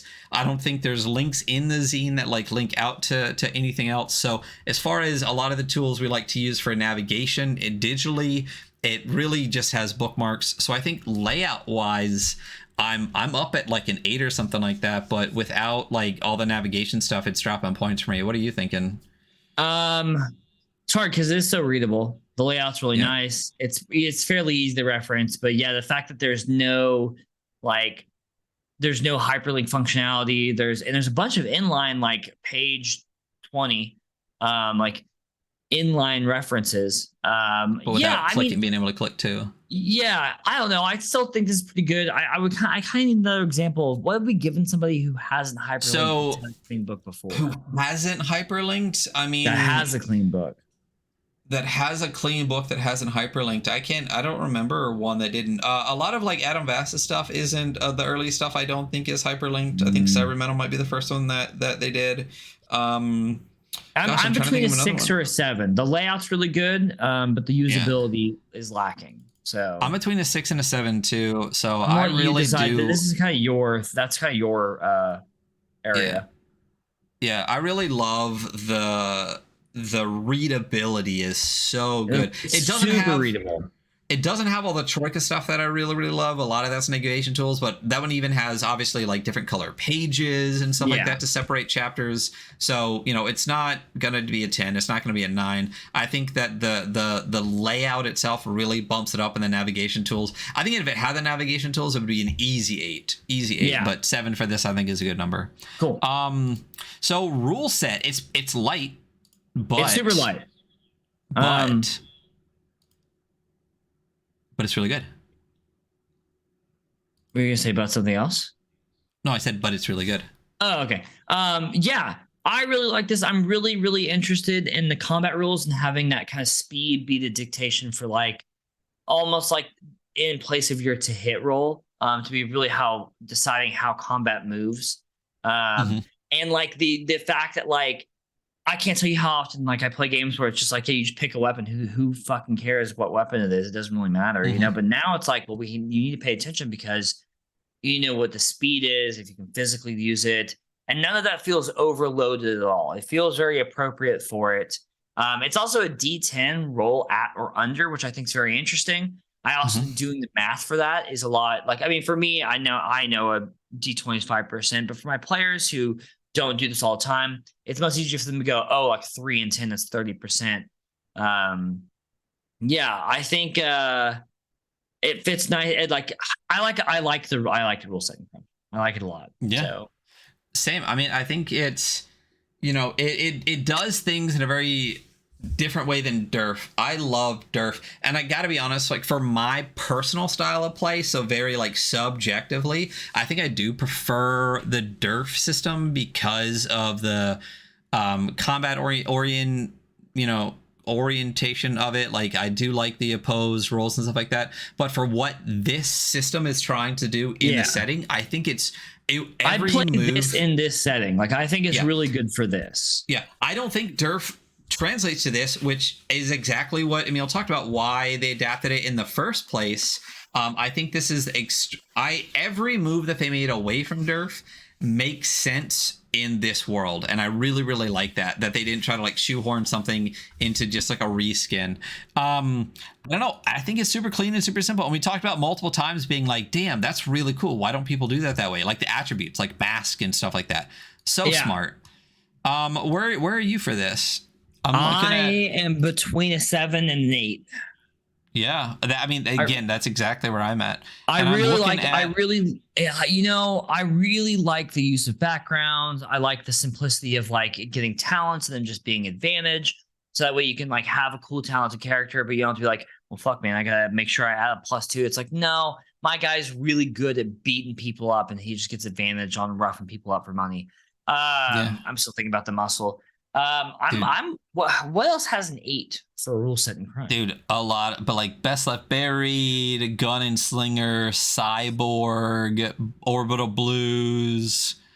I'm good Viking with this Death one Squad being has an 8. a 7. So am I. That's where I was going with it too. I'm good with this one being an 8. I feel like that's appropriate. So yeah, it's really good for something especially like a zine set of rules, not a bigger set of rules. This is one of like the better like zine rule sets that we've read. Kind of what you're saying, the rules like reinforce the setting, the vibe of the setting. You know, so which is such an important part of the rule set. Yeah, and crunch wise, like you could in a science fantasy world put a million fucking procedures and rules into this if you want, and I don't feel like you needed to, and I don't feel like it was hand waved not to either. It's well done. So originality, I mean, science fantasy has been done before, but this is a good take on it though. I mean, the setting is really cool. Like, I feel it feels influenced but not derivative. You know what I mean? Yes. I feel like that's one of the most important. I feel like we've been doing this show for how long, and I feel like what you just said is the best way to describe this like score thing, this category so fucking perfectly. Like, thanks. Big brain. What did you say again though? Throbbing brain. What's up? What was the exact wording again? I said influence, but not derivatives. This is definitely influenced by a bunch of media that I really, really like, but it also takes a lot of those themes and does its own thing with them, right? It's not like this isn't Dune Part 2. This isn't like, it is its own thing, its own setting. I really like it. And beyond that, I really like the use of the rules and like the combined stats that we talked about, like mass. And I'm kind of like, the more I'm mulling over the speed rolls, I'm like really kind of interested in those. And I think that's really fun and like a cool way to do speed rolls, instead of like it's a hit system. I really think this is a fair, I'm pretty good on this one. I'm thinking a higher score for this one for me. Yeah. I mean, everything you just said. I mean, when we talk about originality, there are times where one part of it can really shine to bring the score up, since it is a very like kind of like catch-all bit. Are the rules original? Is the setting original? Is the art original? How is it? I feel like it's a little bit of all of those. I think it's a little bit of all of it. And it does a nice thing where it's like it feels very original without feeling very foreign. I'm not confused by almost anything going on here. I'm like, but it doesn't feel like, oh, I know this because this is taken from something else. I know this because this is how I understand this to work. Yeah. And like we said, even the things that are different, even the things that are even like in some of the rule set stuff that is different, it's different like a quarter turn. It's as you said, familiar but different enough. I mean, as far as originality, I'm up there. I'm probably around 8-ish, like easy. I'm at 8-ish easy. Yes. Yeah. I don't. Right. I think 8. Let's do 8. Yeah. I mean, when we're talking about 9s, we're talking about, we don't have a lot of 9s in originality. Like a Viking Death Squad was really one, but like that one was pretty. Yeah. Like that's got. Somebody. That is a great example of a game that I really enjoyed that I'll never play. I would play the fuck out of Viking Death Squad. I think that'd be really fun to. I'll play it if someone else runs it. I'm never running it. Yeah. I mean, like Kingdoms had a 9, shit like that. Yeah. So I think 8 feels really, really solid. I think 8's very good for this one. And then value wise, I don't even know. What did so it's $12 on itch for the PDF only. It's out of sale everywhere for the print copy, but I believe it was about $24 everywhere. Where did I get this? If you get the what's up? Where did I even get this? I have no idea. And then like right now, if you were to go to Kickstarter and you wanted to get both, right? You want the Legacy physical edition, it's $50.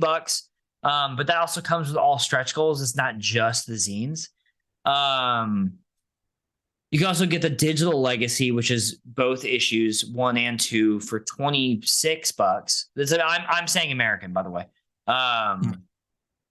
So I mean, it's pretty good. I think also, while there isn't like a lot of support material out there right now for it, there is a massive amount of lore in this book, or in this zine. It's a 70-page zine, man. There's a massive amount of lore set in it that's rife with potential for adventures. I don't think this is going to kick very high because there's just not a lot of material for it. I think that might boost it up later on. But right now, for me, this is sitting at like a very high 6 or a low 7. Yeah, I mean, so Durf has a ton of material. I think, the Electrum Archive, when there's like a jam. So, I also just remembered the Electrum Archive, the written rules are free. Yeah. So yeah. I think this is a solid 7 for me then. Yeah, I was going to say, like, the rules themselves are free. You can download the PDF super easily. You can get character sheets for free.